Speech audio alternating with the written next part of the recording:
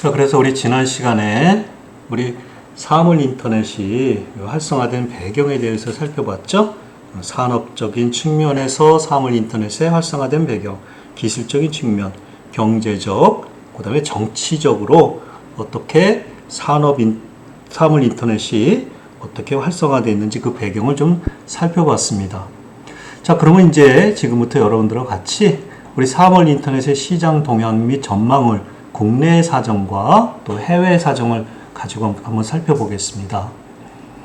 먼저 국내에서의 사물 인터넷 시장의 동향 및 전망을 좀 살펴볼게요. 어떻게 진행되었고 어떻게 또 흘러갈 건지 여러분들이 이런 것들을 우리가 파악하는 것은 중요하다고 그랬잖아요. 그렇죠? 자, 사실상 우리가 2000년도 초 우리 여러분들이 그 2000년도라고 하면은 인터넷이 그 1990년도에는 인터넷이라고 하는 것이 활성화된 것이고 2000년도 초에는 인터넷이라고 하는 것이 조금 어떤 그 확장되고 조금 기술이 발전한 시대가 2000년도 초거든요. 이때 우리 지난 단원에서도 소개시켜 했듯이 사물지능통신이라고 해서 그 머신 투 머신이라고 하는 사물에다가 어떻게 사물을 진흥화시켜서 서로 사물들끼리 통신해서 어떤 제조라든가 어떤 서비스를 조금 자동화해보자, 쉽게 해보자, 효율적으로 해보자라고 하는 것이 바로 2000년대 초에 사물지능통신이라고 하는 것이 나왔고 활성화됐습니다. 그렇기 때문에 이 사물들이 하니까 우리가 공장 자동화, 이걸 통해서 이제 공장에 여러 가지 그 제품을 만들려면 여러 가지 그 공정별로 그 제품을 만들어야 되잖아요. 그렇기 때문에 그 공정별로 어떤 사물들끼리 진흥을 해서 그 순서에 맞도록 동작할 수 있도록 만들어야 되잖아요. 공장 자동화가 사물지능통신으로서 공장 자동화라는 말이 나왔죠. 그쵸? 그래서 또 똑같은 말이지만, 조금 큰 게 나와서 산업 자동화라는 말도 나왔어요. 인더스트리 오토메이션, 그래서 산업 자동화. 그쵸? 이런 것들은 대부분에 뭐냐면 자동화를 시켜서 인건비 절약하지만, 그치? 이 자동화를 시켜가지고 생산성도 향상시키고, 그쵸? 동시에 모두 하는 거야? 불량률도 줄이는 거죠. 그죠? 불량률도 줄이는 거죠. 사람이 숫자고를 하는 것보다 기계화 시키면은, 정형화된 기계가 되면은 인건비, 사람이 없이 물건도 만들 수 있고 생산성도 높이고 불량도 해요. 우리가 자동차를 만들더라도 자동차 공장에 따라서 로봇이 하는 게 많잖아. 사람보다. 그래서 로봇 공장이 많아요. 뭐 납땜을 한다든가 이런 것도 다 로봇이 하거든요. 아시겠어요? 그래서 이런 것들이 만들어졌죠. 그렇지만 2000년도에 우리가 배운 것 같이 사물지능통신이라고 하는 것은 인터넷에 연결된 게 아니고 하나의 공장 내에, 하나의 공간 내에 있는 사물들끼리만 서로 통신할 수 있게끔 만든 거잖아. 공장 바깥에 일반적으로 통신할 수 있는 게 아니죠. 그러니까 인터넷에 연결된 게 아니니까 폐쇄성인 거죠. 공공성, 그치? 오픈되어 있는 게 아니고 폐쇄적이고 또 지역에 있는 사물들끼리 통신할 수 있도록 만드는 거죠. 그러니까 진정한 의미의 사물 인터넷이 아니죠. 인터넷에 연결된 게 아니죠. 아시겠어요? 네, 이런 것들이 이제 발전해서, 이런 것들이, 사물지능통신이라고 하는 사물지능통신이 발전해서 이것이, 인터넷에 연결을 해서, 그러면 이것이 이제 IoT가 되는 거죠. 그래서 기존의 사물 인터넷에 각각의 사물들의 고유한 IP 주소를 부여해서 인터넷상에서, 이런 사물들 각각을 제어할 수 있고 관리할 수 있도록 하는 거. 그 이제 사물 인터넷이 발전했다. 이런 거를 말씀을 드렸죠. 그러니까 사물 인터넷과 사물 지능통신을 구별하는 건 폐쇄적이다, 지역적이다. 사물 인터넷은 오픈되어 있다, 공공성 있는 거다라는 거죠. 그래서 2000년대 초반은 그렇고요. 2000년대 중반에는 건설 산업, 분야가 아니고 분야로 확대됐어요. 건설 산업 2000년도 중반에 이 건설 산업들이 이제 붐이 일어났거든요. 그 건설 산업 분야로 이것이 확대됐어요. 그러니까 아파트를 많이 짓는다든가, 아파트를 짓는다든가, 뭐 공장을 짓는다든가, 설비를 만든다 이런 쪽으로 많이 갖고, 이 당시에 이 아파트를 지면은 거의 다 가정 자동화 했었어요. 가정 자동화. 가정 내에 가정 자동화라고 하는 것은 뭐냐면, 이렇게 삼성의 월패드 있듯이 우리가 가정 자동화라고 하는 것은 뭐 가정 내에서의 뭐 편리하게 살 수 있는 방법, 뭐 원격 건축, 대화형 원격 교육도 할 수 있고, 맞춤형 의료 뭐 이런 것도 할 수 있고, 또 안전하게 살 수 있는 방범 방제 뭐 이런 거, 화재 이런 거, 그치? 그 다음에 즐겁게 살 수 있는 거, 뭐 오락이라든가 대화형 오락이라든가 여러 가지 게임이라든가 이런 것들, 그쵸? 그 다음에 생활을 좀 더 잘 살게끔 하게끔 하는 거, 이런 쪽에를 맞춰서 가정 자동화를 했다는 거죠. 그래서 그걸 갖다 가정에 있는 모든 사물들을 네트워크로 연결됐다는 거예요. 사물들이 네트워크로 연결해서 서로, 그쵸, 통신을 하기 위해서는 사물들이 다 지능화 시켜야 되는 거죠. RFID의 센서나 이런 걸 통해서 지능화를 시켜가지고 얘네들이 서로 통신을 통해서 가정에 편리하고 안전하고 즐겁고 윤택한 삶을 살 수 있도록 이렇게 만들었다는 거죠. 그러니까 누구든지 가정에 있는 어느 장치든지 어느 시간에 있는지 어느 장소라든지, 그쵸? 어떤 매체든지 어떤 서비스를 가정 내뿐만 아니라 가정 외에도 쓰는 거죠. 그러니까 요즘 같은 경우는 여러분 애완동물 같은 거 많이 기르잖아. 애완동물. 그죠? 가정에서 우리가 애완동물 같은 거 이렇게 기르잖아. 이렇게. 애완동물 기르잖아요. 그러면 이제 다 출근하게 되면 애완동물 혼자 집에 있잖아. 그럼 애완동물에 밥도 줘야 되고, 그치? 애완동물에 물도 줘야 되잖아. 그러면 여러분들 이 애완동물에 밥과 물을, 그렇다고 잔뜩 주고 가면 이게 다 먹어버리면 안 되니까.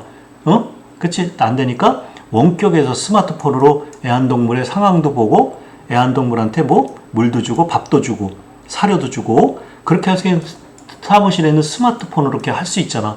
그렇다는 건 뭐냐면 이 가정에 있는 이 애완동물에다가 사료를 줄 수 있는 이 시스템이, 그쵸? 우리 인터넷으로 연결돼서 우리 스마트폰으로서 웹캐머를 통해서 이 애완동물의 위치와 상황도 파악하고, 그치? 그 다음에 사료도 주고 물도 주고 하는 것, 사무실에 앉아 할 수 있는 거잖아. 그 개방된 거잖아, 여기. 인터넷에. 또는 가정 내에다가 여러분들이 여기 뭐 화재가 돼 있는지 아니면 도둑이 침입했는지 또 감시도 할 수 있고요. 아시겠어요? 그치? 예. 그런 것도 할 수 있는 거죠. 그치? 예, 그런 것들. 그래서 이제 가정 자동화가 되어 있고요. 그게 대표적인 건 이제 스마트 아파트 월패드라 그래서 여러분들 그 삼성, 그쵸? 초기 스마트 아파트에 사용되는 월패드. 요즘 다 이런 거 되어 있죠? 그쵸? 뭐 통화, 제어, 부갑, 설정, 뭐 여러 가지. 뭐 현관문에 뭐 제어하는 거, 뭐 방범, 방제. 방제는 이 화재를 방제, 뭐 가스 누전 차단 이런 것들, 그런 것들이 다 집적해서 이렇게 가정 자동화가 됐죠. 홈 오토메이션. 아시겠어요? 네. 그래서 우리가 오토메이션 그러면 세 가지. 오피스 오토메이션, OA. 오피스 오토메이션. 사무 자동화. 사무실 내에 종이 없는 사무실을 만들자. 팩토리 오토메이션. 그죠? 공장 자동화. 홈 오토메이션. 가정 자동화. 이런 걸 많이 쓰는 거죠. 그렇죠? 그 다음에 빌딩 오토메이션으로 이제 빌딩 쓸 때 빌딩 오토메이션. 그래서 그 아파트 빌딩 관리하는 거 있잖아. 그렇죠? 빌딩으로 확산됐다.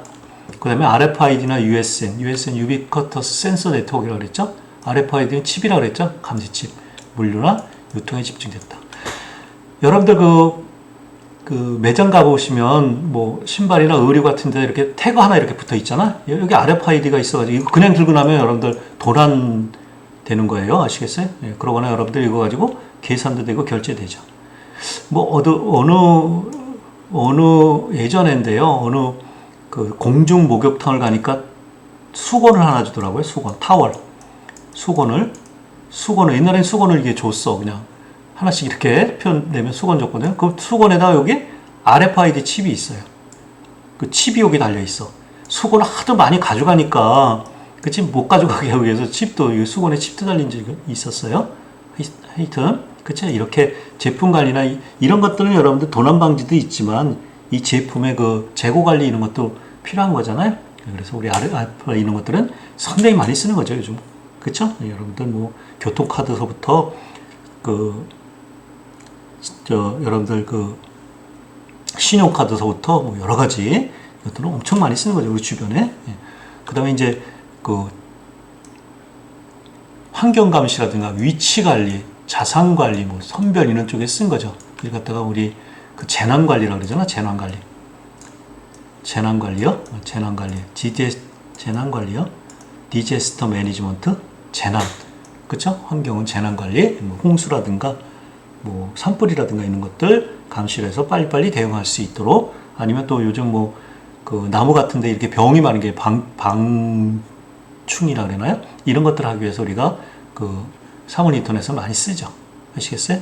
예, 여기 보시면 이제 싱가포르 항공의 선적 중인 자동차에 이게 몇 개가 자동차가 됐다 이런 것들은 전부 다 센서가 달려 있어 가지고요.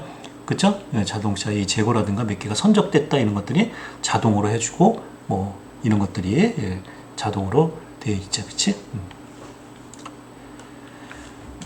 좀 빨리요. 자, 국내 사물 인터넷 시장 동향 및 전망을 계속 살펴보고 있는데, 이동통신 사업자의 시장 상황 활성화예요. 그쵸? 통합 솔루션 분야의 사업 확대, 디지털 컨버전스가 됐다라는 거죠. 여러분, 디지털 컨버전스라고 하는 건 이건 뭐예요? 하나의 스마트폰에 뭐 휴대전화, 디지털 카메라 뭐 이런 것들 각각의 기능들이 하나의 제품에 이렇게 융합됐다. 이게 융합이라고 그러잖아. 디지털 제품들이 하나로 융합돼서 하나의 제품을 가지고, 그치? 여러 가지 기능들을 종합적으로 하는 거죠. 우리 스마트폰에 보면 여러 가지 이런 거 다 하는 거잖아. 그쵸? 노트북 기능들은 내비게이션도 있고요. mp3 플레이어, 캠코더, TV, 뭐 게임기, 뭐 오디오, 디지털 카메라, 휴대전화 뭐 이런 거 말고 더 많잖아. 그치? 이런 기능들이 하나에 합적된 걸 갖다가 디지털 컨버전스다. 요즘 모바일 결제 많이 쓰잖아요. 뭐 삼성페이 뭐 이런 식으로 모바일 결제도 많이 쓰고, 텔레매틱스, 그래서 우리 자동차 차 타고 요즘 뭐 내비게이션 있고 다 있잖아. 요즘 다 있잖아요. 그 하이패스도 있고 다 돼 있잖아요. 그쵸? 그 다음에 방범, 보안관리, 에너지관리, 디지털 사이니지. 이거는 뭐냐면, 사이니지 그러면 이거 그 광고, 그 디지털 광고 있잖아. LCD 광고 있잖아. 광고. 뭐 그것뿐만 아니라 그 LCD 이렇게 광고하는 것도 있잖아. 그것도 디지털 사이니지라고 그러거든요. 디지털 사이니지. 나중에 저 뒤에서 또 얘기를 하는데,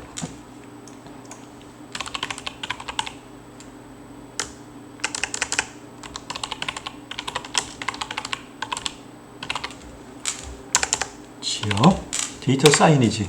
이런 것들이 이제 각광받는 거예요. 이런 것들 다 디지털 사이니지죠. 전자 간판이요.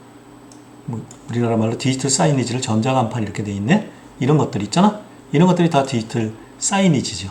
디지털로 그때 맞춰서 이렇게 광고하는 것들 있잖아. 광고 홍보하는 것들 그때 상황에 맞춰서, 이게 사람이 여기 젊은 사람이 많이 모여 있으면 얘가 젊은 사람이 많이 모여 있는데, 그러면 젊은 사람에 맞는 광고가 여기 되고요. 여기 쭉 비춰가지고 나이 많이 먹은 사람이 여기 모여 있네, 내 주변에 모여 있네, 그러면 나이 많은 사람을 타겟으로 한 광고가 이거 바뀌어요. 요즘 아시겠어요? 재미있죠, 그렇죠? 그런 것들이 디지털 사이니지. 저 뒤에 가서 집중적으로 설명할 수 있는 시간이 있어요. 그렇죠? 사물 인터넷 비즈니스, 사물 인터넷을 어떤 데에다 이용하고 있는지를 그 공부하는 그 단원이 있거든요. 거기서. 그래서 ICT, 인포메이션 커뮤니케이션 테크놀로지가 결합된 종합 솔루션을 제공한다. 뭐 매출액인데 SKT, KT, LG 플러스 뭐 이런 거 참조하세요. 아시겠어요? 이렇게 매출액이 이동통신사의 뭐 머신투머신 가입자 수 증가 추이 조금. 자, 국내 사물 인터넷 시장 동향 및 전망을 계속 살펴보고 있는데, 대형 가전제품 회사들의 제품의 차별화 경쟁을 위해서 했다라는 거죠. 웨어러블 디바이스 출시, 스마트폰, 태블릿 PC, 스마트 시계 와치, 스마트 밴드, 스마트 이어폰 이런 거 여러분들 다 알고 계시죠? 그렇죠? 이런 것들이 가전제품을 계속 출시해서 사용하고 있는 거죠. 그렇죠? 앞으로 이런 사물 인터넷에 관련된 이런 가전제품들이 계속해서 확대되겠죠. 그래서 더 나은 세상을 살 수 있도록 스마트 가전, 여러분 스마트 TV, 스마트 에어컨, 스마트 냉장고, 스마트 세탁기 아시죠? 똑똑 뭐 이런 특정 제품이라고 내가 얘기할 수는 없지만, 그다음에 전기밥솥 이미 있고요. 청소기, 그렇죠? 이런 것들 가전제품 출시하고 있고요. 스마트 모듈, 뭐 클라우드 서비스를 제공하는 사업자도 등록했죠. 이 스마트에 관련된 사물 인터넷에 관련된 데이터들을 모아놓고 그것을 한꺼번에 모아놓고 서비스하는 그런 회사들이 있어요. 여기 이제 이런 데이터들이 모아질 거 아니에요. 여기 보시면은 이런 데이터들이 모아져 있으면 이 데이터를 갖다가 공동으로 저장해서 쓸 수 있는 서버에다 저장하는 거거든요. 서버에 저장해서 클라우드라고 해서 서버 저장, 이게 서버에 저장하는 거예요. 서버에 저장, 여러 가지 저장을 했다가 이 서버에 저장 있는 데이터를 가지고 각종 스마트 기기에서 그 데이터를 가지고 서비스를 동적으로 할 수 있도록 하는 거. 그런 거. 그렇죠? 에어컨, 냉장고, 세탁기, 로봇 청소기, 디지털 카메라 이런 쪽에서 스마트한 거니까 데이터가 발생하잖아? 데이터가 발생하면 이렇게 하지? 구름과 같이. 클라우드 저 뒤에 그 단원 하나가 사월 인터넷 클라우드 소개하는 단원이 있거든요. 거기와 같이 그런 데이터를 다 모아놓으면 이것이 또 다른 형태의 서비스할 수 있는 어떤 근거, 자료가 되겠잖아요. 그런 걸 통해서 이렇게 서비스를 그때그때 바꿔지는 거지. 그치? 아시겠어요? 네, 그거. 그래서 통합 제어를 한다든가, 스마트한 기기 관리를 한다든가, 홈뷰를 한다든가, 이게 스마트 홈이라고 했어요. 그쵸? 이런 것들. 그치? 네, 그래서 이런 것들을 관리하는 사물 인터넷에서 발생하는 데이터를 이렇게 종합적으로 관리해주고 서비스해주는 그런 사업자들이 등장하기 시작했다. 자, 그래서 첫 번째로 우리 삼성그룹, 가지고 우리나라에서 뭐 어떻게 보면 그 가전제품의 디지털 제품의 가장 선두 기업이 삼성과 LG잖아요. 그쵸? 미국에 가보시면 여러분들이 우리나라 제품에 좀 긍지와 자부심을 가질 때 것이, 그쵸? 삼성, LG, 현대자동차, 그런 것들이 있잖아요. 그 대부분의 우리 외국의 미국 시장 같은 데 가보시면 월마트, 그 다음에 타겟, 이런 큰 대형 마트들이 있거든요. 거기 가보시면 그 텔레비전 보면 거의 다 삼성, LG 이렇게 다, 세탁기 보면 삼성, LG 거의 다 이렇게 돼 있어요.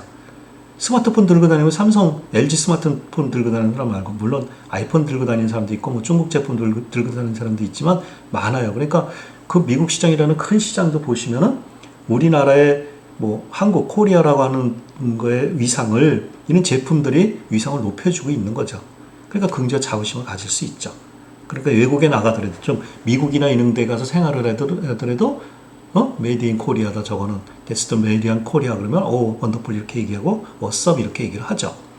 이와 같이 우리나라 제품들이 세계 시장에서 팔려서 지금 활동하는 것들이 많아요. 그 중에서 이제 삼성 제품이나 LG 제품 이런 거, 세탁기, 냉장고, TV 이런 것들은 우리나라 제품이 그저 석권을 하고 있죠. 물론 외국 제품도 있지만, 그치? 자, 그래서 삼성그룹에서 사물 인터넷 시장은 사물 인터넷 표준화를 선점하기 위해서 영국에 있는 그 기술이라든가 아니면 구글이라든가 이런 쪽에 기술 동맹을 많이 맺었어요. 또 인수합병도 계속 추진하고 있죠. 그쵸? 그래서 스마트홈 만들었고요. 옆에.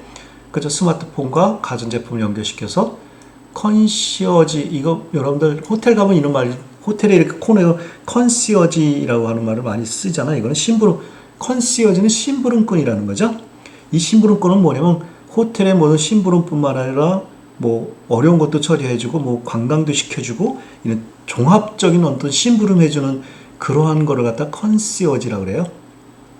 아시겠어요? 컨시어지. 옛날에 그 유럽에 성이 크잖아요. 성에 큰데 성에 이제 왕이나 귀족들이 이렇게 다니려면 밤거리가 어려우니까 밤에 하기 어려우니까 이 촛불을 들고 다니는, 촛불을 들고, 영화 보면 촛불 들고 이렇게 앞에서 쭉 가는 사람 있잖아요. 그 사람을 갖다 컨시어지라고 그래요.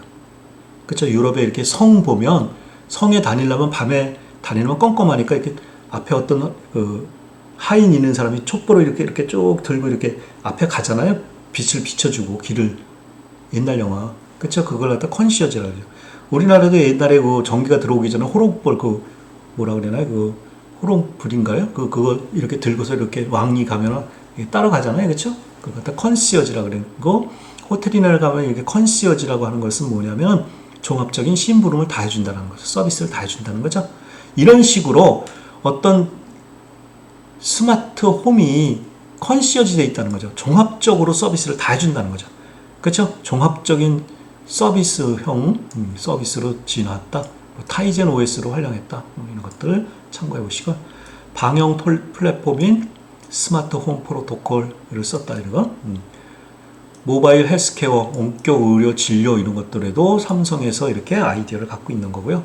삼성전기, 삼성전자 전기 뭐 이런 게 삼성전기에서 방박 터치 폿 모듈이라는 거 만들었대요.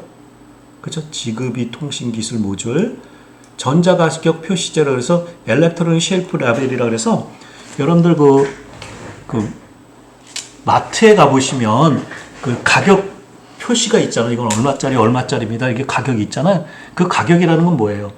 경쟁력이죠. 가격이 똑같은 제품이랑 가격이 더 싼 거를 살 거 아니에요. 그러니까 가격이라고 하는 것은 경쟁력이잖아. 그러니까 그때그때 시장 가격을 그때그때 바꾸기는 어렵잖아. 숫자곡으로. 그러니까 전자 가격 표시기가 거기 달려 있어요. 그러면서 그때그때마다 시장 상황에 따라서 그 제품의 가격이 그때그때마다 실시간으로 바뀌어요. 저 뒤에 가면은 사물 인터넷 비즈니스 활용 쪽에 가면 그것도 소개할 거예요.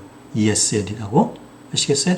그러니까 만약에 가령 예를 들면 홈플러스 있는 데 가보시면 특정 그 마트를 내가 적어서 그러는데 홈플러스 가보시면 가면 쭉 그 에스컬레이터를 쭉 타고 내려가 보면 거기 이렇게 크게 썼어요. 다른 마트보다 가격이 비슷하면 가격 몇 배로 더 돌려드립니다. 이런 말이 있어요. 그러니까 가격 경쟁을 해야 되잖아. 그러려면 시장 가격보다 싸게, 그죠?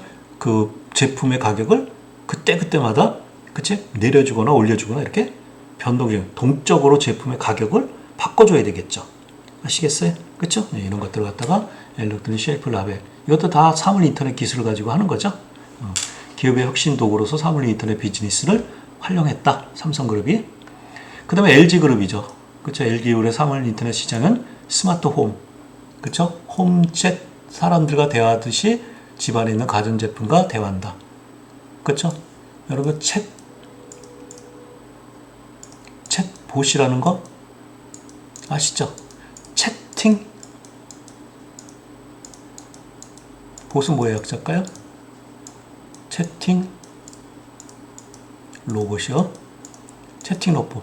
채팅 로봇은 뭐예요? 로봇한테 말하면 로봇이 말해주고 그 행동을 하는 것이 있잖아요. 그 채팅 로봇. 그러니까 LG에서 이런 음성 인식 이런 것들을 많이 했어요. 아시겠어요? 가정용 CCTV에 있는 서비스는 그쵸? 스마트폰에 설치하는 웹을 통해 집안 상황을 실시간으로 감시한다. 아까 말씀드렸죠. LG U+는 음성물 쓰레기 종량제, 단체 급식, 위생가시 솔루션, U+ 비즈, 스마트 프레시 이런 것들을 했다. 그러니까 이게 스마트폰으로 하면은 이 가전제품들이 서로 그 대화하듯이 하죠. 그쵸? 그 LG U+에서 우리 아까도 말씀드렸지만 클로바라고 하는 인공지능 스피커도 있어요. 클로바. 말로 하는 거야. 클로바 오늘 날씨 그러면 오늘 날씨 알려줘. 클로바 오늘 뉴스 그러면 뉴스 알려주죠. 이와 같이 말로 마치 사람과 대화하듯이, 그치? 그런 것들을 우리 이렇게 종합적으로 서비스하는 거, 그치? 그쵸? 이렇게 대화하듯이 이렇게 모든 제품들을, 가정에 있는 모든 제품들을, 그죠? 홈 채팅이 하는 거죠. 개념인 이렇게 하는 것이 있다. 그 다음에 SK텔레콤이요. SK텔레콤. SK텔레콤은 우리나라의 이동통신 사업자로서 가장 많은 가입자를 갖고 있는 거죠. 사물 인터넷 시장에 3A에 집중하고 있어요. 첫 번째 A는 자동차, 오토메이션, 자동차에 관련된 사물 인터넷. 두 번째, 에셋, 자산에 관련된 거. 세 번째, 애그리컬처, 농업에 관련된 거. 그쵸? 스마트 팜 이런 거. 자, SK텔레콤에서 스마트 차량 운행 기록 장치이라는 것을 IoT를 했고요. 통신형 블랙박스, 고압 점검, 가로등 관제, 차량 관제 이런 것들을 여러분들 쭉 있다고 보시면 돼요. 자동차. T카 서비스 여러분들 있죠? T카 서비스 여러분들 원격 시동이라든가 뭐 도난이라든가 이런 거. 스마트폰 원격 시동, 셀프 배터리 충전, 주행 기록 관리, 썬루프 제어, 원격 제어, 블랙박스, 실시간 차량 점검 등 이런 것들 T카 서비스라 그래서 SK텔레콤에서 이런 것들을 종합적으로 하는 그 패키지를 갖고 있죠. 종합 자산 관리 서비스, 토탈 에셋 비주얼 서비스는 생산 관리, 물류 관리, 창고 관리에 적용할 수 있는 서비스를 SK텔레콤에서 하고 있고요. 그쵸? 차세대 복합, 그쵸? 추기 시스템이라고 하는 거, 차별화된 위치 추적 관련 솔루션이 있어요. 스마트 팜이 있죠. 스마트 농장, 온도, 습도 등을 원격 모니터링을 통해서 급수, 배수 등을 원격에 제어하는 거죠. 우리 농업이라고 하는 것은 온도나 습도나 토양의 상태라든가 이런 것들이 상당히 민감하죠. 그거에 따라서 농산물의 품질이 달라지는 거잖아요. 그렇죠? 그렇기 때문에 그런 것들을 과학적인 영농, 과학 영농, 그래서 우리가 스마트 팜이라는 말을 많이 쓰죠. 그 다음에 위험물 관리 차량 관제라든가 관제, 초정밀 위치 관제, 에너지, 사회복지, 시설물 환경, 헬스케어 등 사물 인터넷의 확장 개념을 쓰고 있다. 브릿지 사물통신연합을 통해서 출범했다. 태평양계 10개 주요 이동통신사와 연합을 했다. 아시겠어요? 영국의 반도체 설계 산업인 암이라고 하는 그 이동통신적에 있어요. 사물인터넷 공동 연구를 추진 중에 있다. SK텔레콤에서 암과 아시겠어요? 자, 그래서 여러분들 SK텔레콤의 스마트팜의 개념이에요. 아시겠어요? 뭐 비닐하우스인가요? 이게 그린하우스. 비닐하우스에는 뭐 모니터링하는 거, 컨트롤 박스를 갖다 놓고서 거기 센서가 달려 있겠죠. 온도라든가 습도라든가 이런 것들을 해서 이 컨트롤 박스에서 여기가 온도가 몇 도 이상 되면은 그치 에어컨이 가동하라고 한다든가 여기 온도가 몇 도 이상이면 에어컨이 가동한다라고 하든가 만약에 습도가 몇 프로 이상이면은 여기에 뭐 환풍기가 작동하게끔 한다든가 몇 프로 이렇게 건조하면은 스프링클러에 의해서 물을 주게 한다든가 뭐 토양의 상태를 통해서 뭐 토양의 질을 개선할 수 있는 약품을 준다든가 이런 것들을 요 컨트롤 박스에서 다 관리를 하는 거죠. 그쵸? 그럼 이 내부에는 사람이 없어도 이 컨트롤 박스에서 자동으로 여기 있는 뭐 스프링클러라든가 에어컨이라든가 아니면 환풍기라든가 이런 것들 아니면 히터라든가 이런 것들을 여기서 자동으로 센서에 의해서 감지를 해서 얘가 컨트롤 해주겠죠. 그런 것들을 모니터링을 그쵸? 이 웹카메라를 통해서 이렇게 모니터를 해서 원격에서도 관리해 줄 수 있죠. 그래서 MTM 인베디드 시스템이 이런 모듈이 있어요. 이런 모듈, 통신 모듈이 모바일 네트워크에서 3G 와이브를 통해서 이렇게 그린하우스 매니지먼트 서버가 또 따로 바깥에 있겠죠. 이렇게 연결된 서버가 그 서버를 통해서 농부들은 이제 스마트폰 갖고 다니면서 어디 지금 물 주고 싶으네 그러면 스마트폰을 이렇게 세팅을 통해서 이 세팅 값을 조정하면 또 물을 줄 수 있는 거고 농부들도 이제는 집에서 앉아가지고 농사 또 조금 과장해서 말하면 이런 농밭에 가지 않아도 집에서 앉아서 사무실에 앉아서 그치 이런 농사를 지을 수 있는 그러한 그 계기도 될 수 있는 거죠.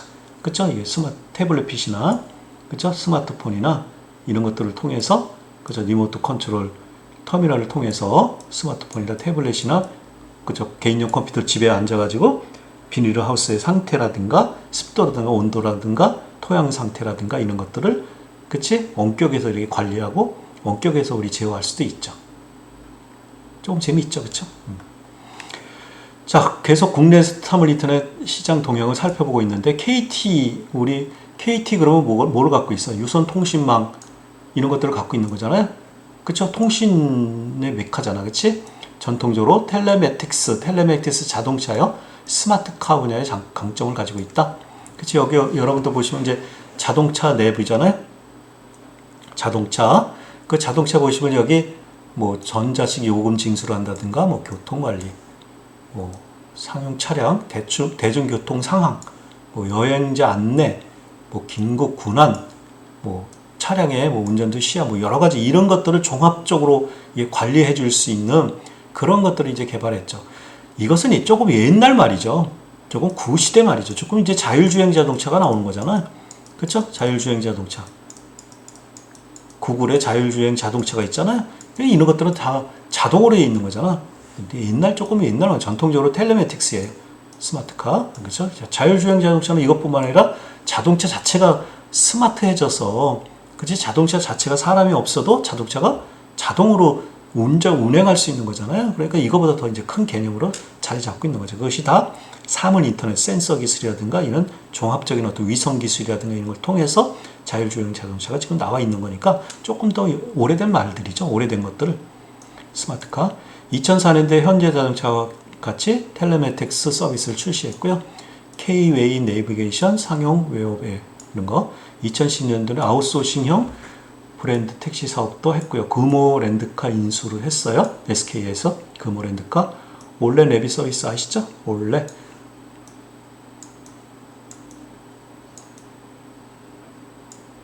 이거 헬로, 여러분들 헬로 그러면 안녕하세요 그러는 거죠. 안녕하세요 그러죠. 헬로, 우리 전화할 때 헬로 안녕 이렇게 얘기를 하잖아. 이거의 거꾸로가, 거꾸로 쓰면, 스펠링을 이렇게 거꾸로 쓰면은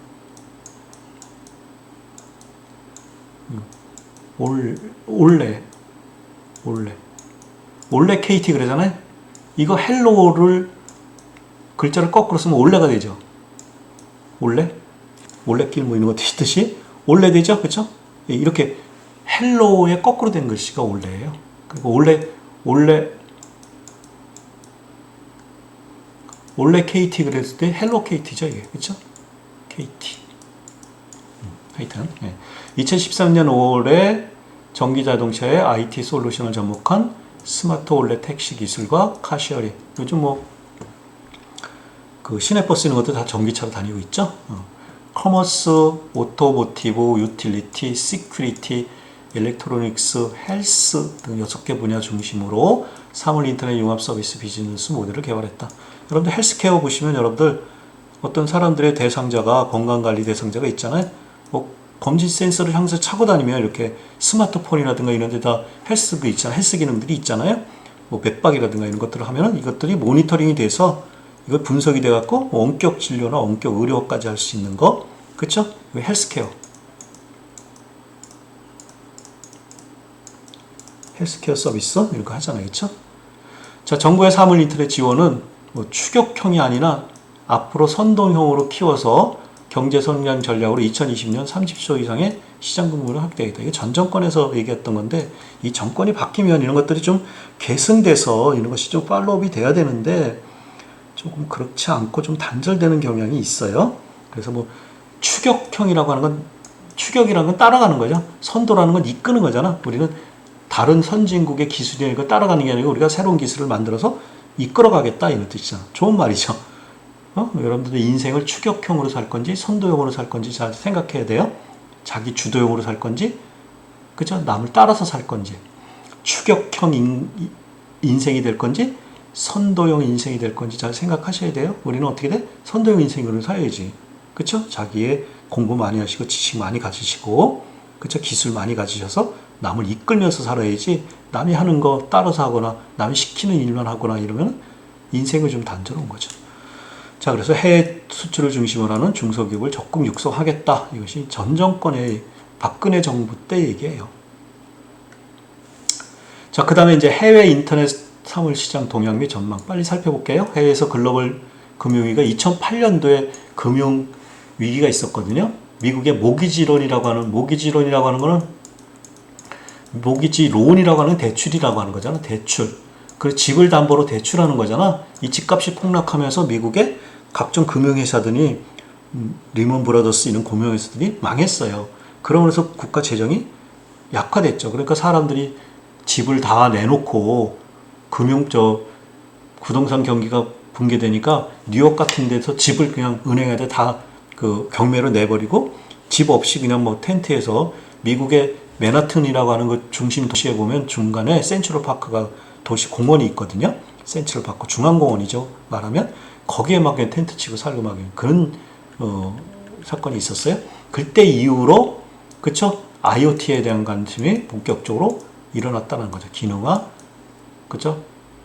상황 연결, 상황인데 지능화 이런 것들이. 스웨덴 통신회사인 에릭슨은 2011년부터 네트워크 회사를 미래 비전으로 제시했다. 커넥티드 비클 클라우드. 비클이라고 하는 건 자동차잖아. 자동차를 클라우드라고 하는 아까 종합적인 어떤 데이터가 모아져 있는 그 데이터 서버를 클라우드라고 그랬잖아. 거기에 연결시켰다는 거죠. 커넥티드 베셀. 이거는 뭐냐면 배. 베셀은 배죠. 대형 선박이죠. 선박을 베셀이라고 하는 거죠. 그렇죠? 선박도 이렇게 그 클라우드 이런 데다가 연결했다라는 거죠. 인터넷에 연결했다라는 거죠. 시스코는 만물 인터넷이라고 하는 비전을 제시했고, 그렇죠? 스마트 시티 글로벌 연구센터를 설립했다. 그래서 시스코가 포그 컴퓨팅 해서 엣지 컴퓨팅, 클라우드 컴퓨팅 이렇게 썼었죠. 우리가 여기 여러분들 사물들로부터 이렇게 만들어지는 이 데이터들이 사물들로부터 데이터가 이렇게 만들어지면 이게 스마트폰에 쌓이겠죠. 이거 갖다가 듀 컴퓨팅이라고 그러고요. 이런 사물들이 만들어서 중앙에 있는 가까이에 있는 이런 서버들이 있어요. 서버들 데이터가 모아져 있는 장소가 있어. 서버들 데이터 스토리지가 있겠지. 이렇게 그거 갖다가 이게 포고라고 하는 거는 뭐냐면 안개잖아요. 그치? 이 나의 가까이 있는 것에 서비스가 빨라질 거 아니에요. 포고 아시겠어요?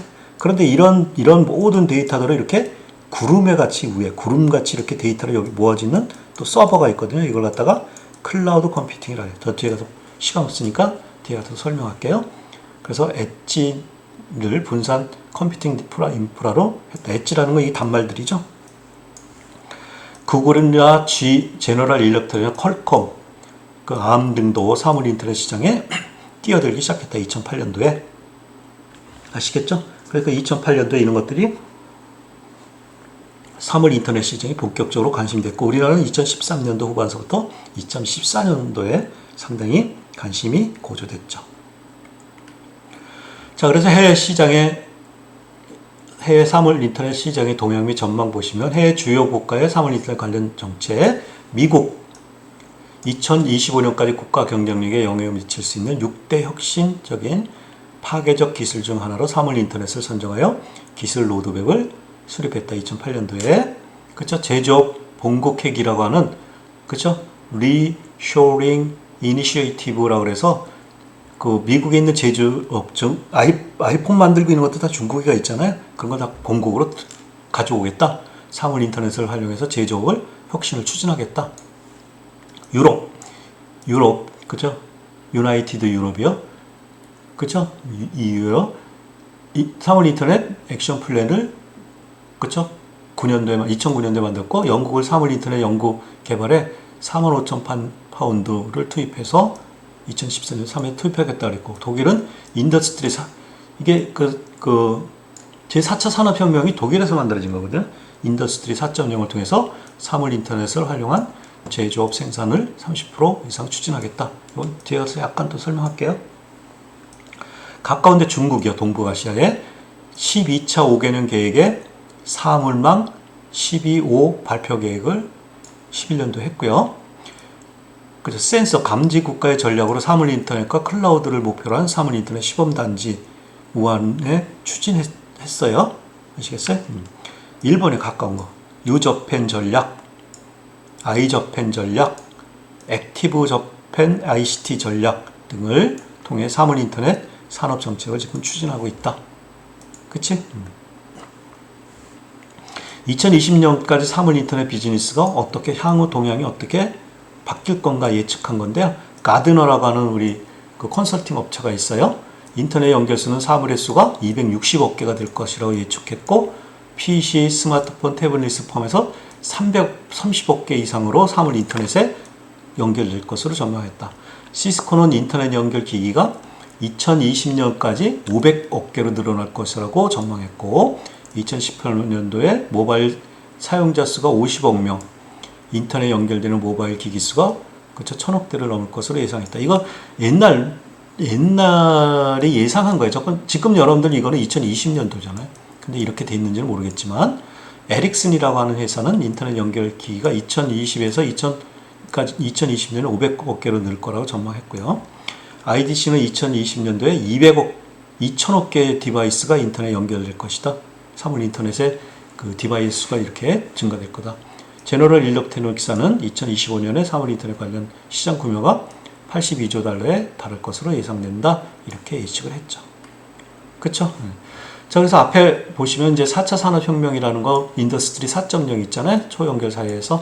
4차 산업혁명이라는 건 우리 지난 단어에서 말씀드렸지만, 4차 산업혁명은 인공지능이요, 아티피셜 인텔리전스, 사물 인터넷, IoT요, 빅데이터, 클라우드 컴퓨팅, 모바일 등의 정보통신 기술이 사회 전반에 융합되어서 복합되어서 혁신적인 변화를 주도하는 사업을 갖다 우리는 제4차 산업혁명이다. 이러한 4차 산업혁명 통신 기술들이 기존 산업과 서비스에 융합되어서 3D 프린팅, 로봇공학, 생명공학, 나노기술, 자율주행 자동차, 드론 등의 여러 분야의 신기술과 결합돼서 실세계에 있던 모든 제품과 서비스를 지능화하여 네트워크로 연결된 그러한 것을 갖다 우리는 초연결사회, 하이퍼 커넥티비티 소사이어티라고 한다. 아시겠어요?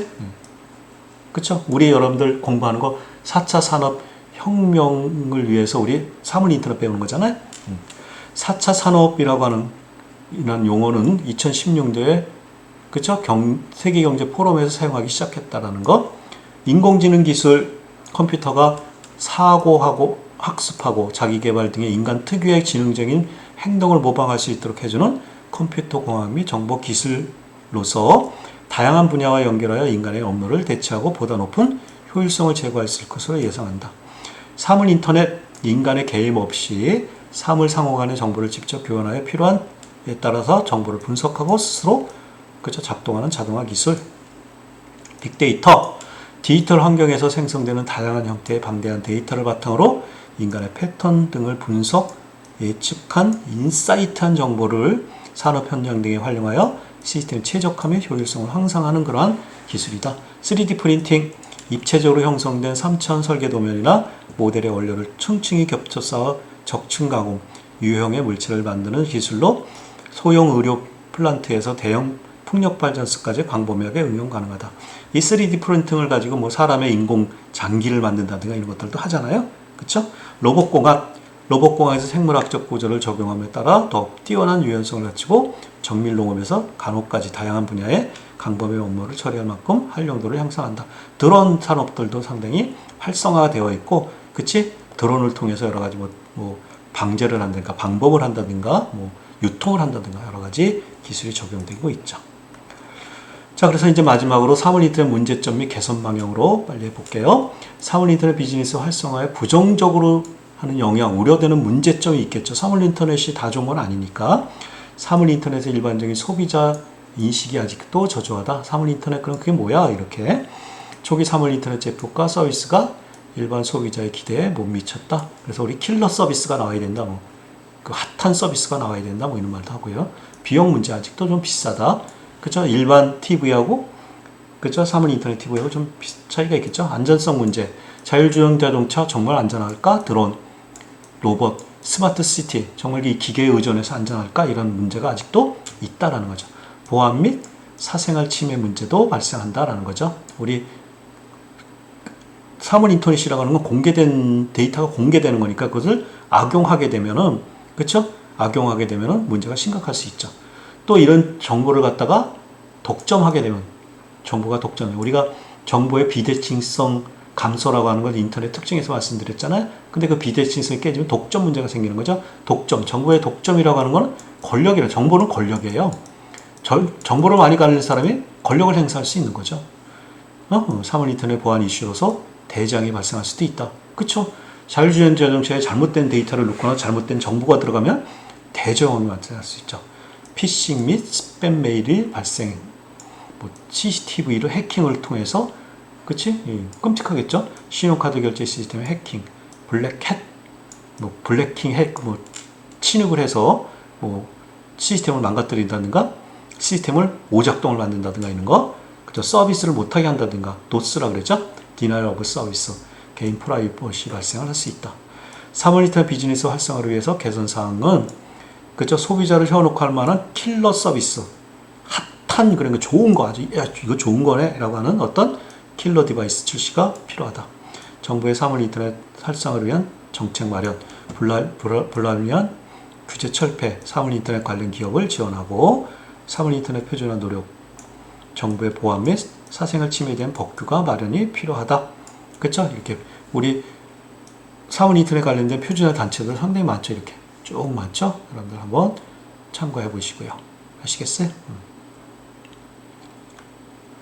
자, 그래서 지금까지 여러분들하고 같이 사물 인터넷의 그죠? 활성화 배경 및 전망, 동향 이런 것들을 살펴봤잖아요. 그래서 산업적 측면에 기술적, 경제적, 정책적 측면에 사물 인터넷의 활성화가 어떻게 왜 됐는지에 대한 이유, 배경 살펴봤고 국내외 사용의 사물 인터넷 시장 동향 및 전망도 살펴봤죠. 4차 산업의 그쵸? 초연결 사회가 뭔지, 그 다음에 사물 인터넷의 미래 이런 것까지도 살펴봤습니다.